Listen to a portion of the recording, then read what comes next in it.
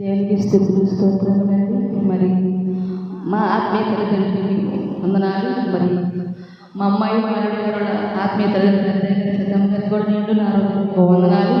మరి కూడి వచ్చిన అయ్యగారికి సేవకు అందరికీ నా హృదయపూర్వక వందనాలు. సంఘరస్తులు కూడా మీ అందరికీ నా హృదయపూర్వక వందనాలండి. మరి అమ్మాయి అల్లుడు గారు వచ్చి మరి ఎంగేజ్మెంట్ ముందు మరి కూటం పెడతాం అనుకున్నాము. మరి గర్భఫలం అయితే లేదు.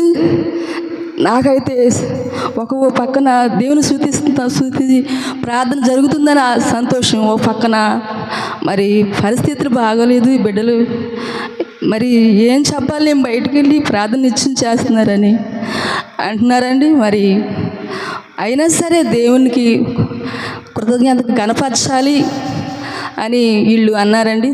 సరే పెట్టుకోండి అయ్యా అన్నాను. మరి కూటం పెట్టుకోవటం జరిగింది.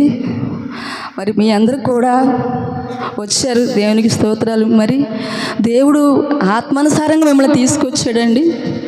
మరి మా ఆత్మీయ తల్లిదండ్రుల ప్రార్థన వల్ల, మరి మా అమ్మాయి గారు వాళ్ళ ఆత్మీయ తల్లిదండ్రుల ప్రార్థన వల్ల మరి మీరంతా వచ్చారండి. మరి మీరందరూ కూడా నిజంగా కూడా మా విషయంలో చాలా భారం కలిగి ప్రార్థన చేస్తారని నేను మిమ్మల్ని ఎంతగానో దీనత్వంగా అడుగుచున్నాను. ఇదే నా శనిసాక్షి. మీ అందరికీ నా వందనాలు.